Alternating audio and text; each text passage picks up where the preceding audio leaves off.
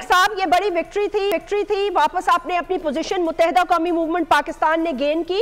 ये बड़ी खुशाइन बात है और बड़ी अच्छी बात है। इस पे ऑब्वियसली आपको मुबारक दे सकते हैं, बाकी तमाम पॉलिटिकल पार्टीज जो जीती हैं उनको भी। अब अमीनुल हक साहब ये बताइएगा कि क्या सोच रही है MQM पाकिस्तान? मतलब आज मैंने सुना है कि लाहौर भी जा रहे हैं, शायद PMLN की सीनियर लीडरशिप से कोई मुलाकात होगी। जरा थोड़ी पॉलिटिकल सिचुएशन वाज़ह करें कि आप क्या सोच रहे हैं इस वक्त?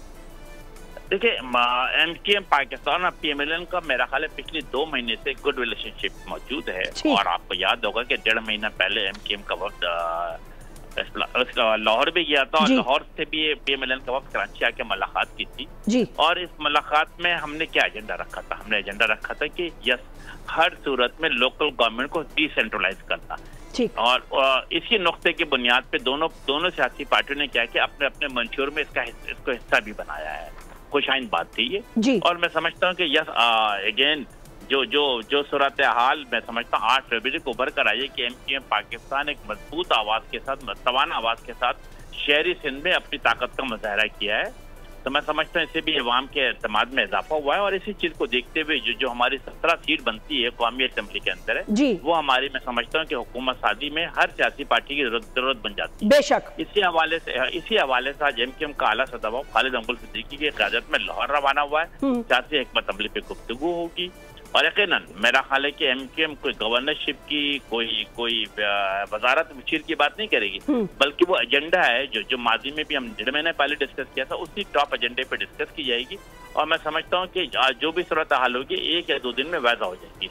अच्छा, आपको क्या लग रहा है अमीनुल हक साहब? आज हमने देखा कि एक प्रेस कॉन्फ्रेंस हुई।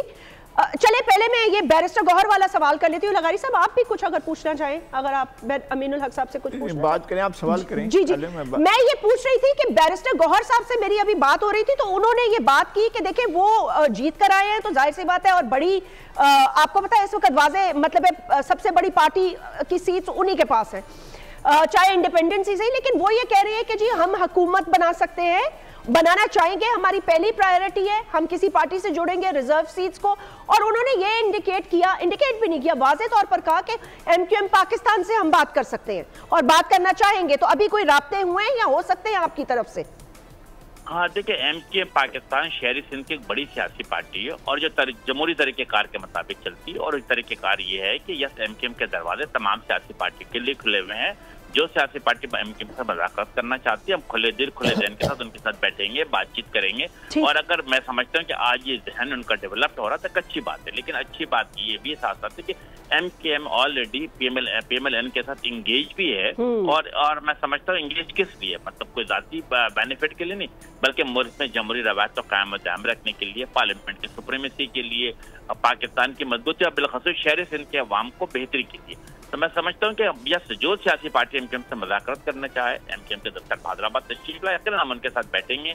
और आपको अगर वो अपने साथ शामिल होने की दावत दे तो इस पर आप सोच सकते हैं, क्योंकि अगर आप PMLN के साथ बातचीत करने जा रहे हैं तो आपको ये तो पता होगा आपकी 17 सीटें तो सबसे ज्यादा इंपॉर्टेंट है। लेकिन क्योंकि उनके पास क्लियर मेजॉरिटी नहीं है तो उन्हें तो खुद एक और बड़ी पार्टी की जरूरत है, जो पीपल्स पार्टी होगी। देखिए, मेरा ख्याल है कि ये इन तमाम चीज़ों का जो पॉलिसी मेकिंग सेशन है, MQM की राब्ता कमेटी आला सतह बॉडी है और उसमें फैसला होता है। फिर MQM जमहूरी तरीक़ेकार के मुताबिक आगे बढ़ती है। पहले राब्ता कमेटी मशावरत करती है, फैसला करती है, और फिर MQM का अपना जनरल वर्क का इजलास बुलाती है, उनके सामने रखती है, उनसे तौसीक़ हासिल करती है, फिर फैसला करती है। As far as PMLN is concerned, yes, राब्ता कमेटी मशावरत कर चुकी है।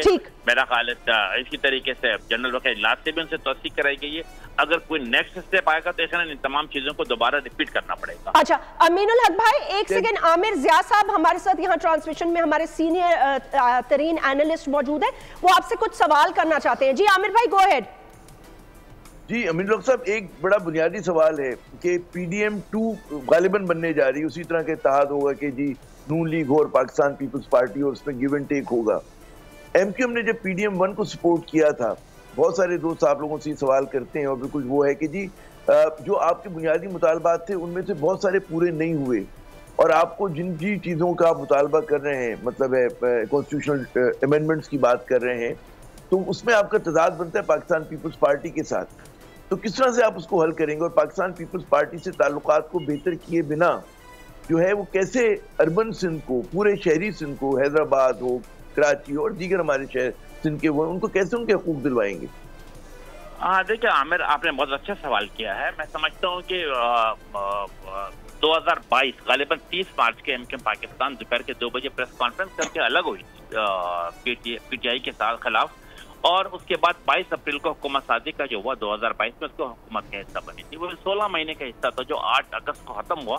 मैं समझता है एमकेएम की गुड वर्किंग रिलेशन पीएमएलएन के साथ रही है, और उस मेरा ख्याल है 16 महीने के अंदर यकीनन एमकेएम पाकिस्तान ने पीएमएलएन को हर मौके पर ऑनबोर्ड लेने की कोशिश की, और कराची के जो मसाइल थे, बिलखसूस K4 का मंसूबा था जो पहले सबाई हुकूमत की नहाली के बिना पे खत्म हो रहा था 26 अरब रुपए की लागत से, हम उसे 126 अरब रुपए पर लेकर गए, और उस मनसूबे को पाए तकमील से जारी वो सारी है। फिर आपने देखा कि सेंसस के हवाले से एमकेएम का अपना एक प्रिंसिपल स्टैंड था कि हर सूरत में सेंसस का इनेकाद कराया जाए।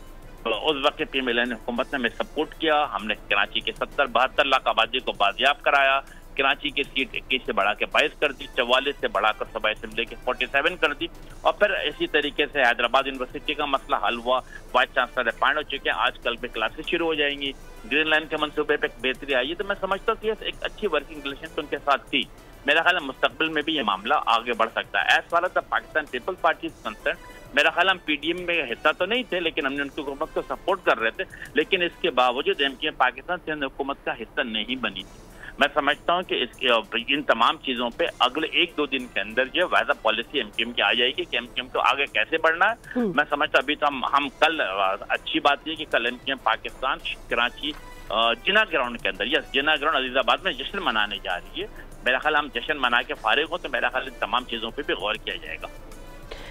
एक सवाल वो मेरे ख्याल में जैस्मीन ने अगर करना लिया हो, क्योंकि मैं जरा सा इधर उधर घूम रहा था, वो ये सवाल है कि ये जो अभी जो इसके पीटीआई के जो चेयरमैन है गौहर साहब, उन्होंने फरमाया है कि जी एमकेएम के साथ भी हम शामिल हो सकते हैं, एमकेएम के साथ भी हमारा, आप किस तरह से देखते हैं? पीटीआई के साथ आप लोगों ने माजी में काम किया, तो उनकी तो उम्मीदों के बहुत सारे मराकज में एक आप भी हैं।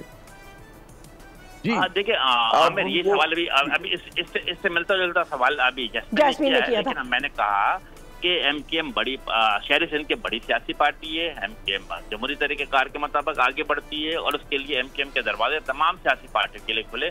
कोई भी सियासी रहनुमा सियासी पार्टी एमकेएम के घर पर आती है, हैदराबाद आती है, हम उनके साथ बैठेंगे, बातचीत करेंगे, और मुल्क की बेहतरी के लिए, पाकिस्तान की बेहतरी के लिए, जमहूरी रवायत की बेहतरी के लिए, और पार्लियामेंट को मजबूत बनाने के लिए। तो मेरा ख्याल है कि दरवाजे बिल्कुल खुले हुए हैं, कोई भी सियासी पार्टी राब्ता करना चाहे कर सकती है। जी बहुत बहुत शुक्रिया। अमीनुल हक साहब से गुफ्तगू कर रहे थे। सब्सक्राइब करें और बेल दबाएं ताकि कोई खबर रह न जाए।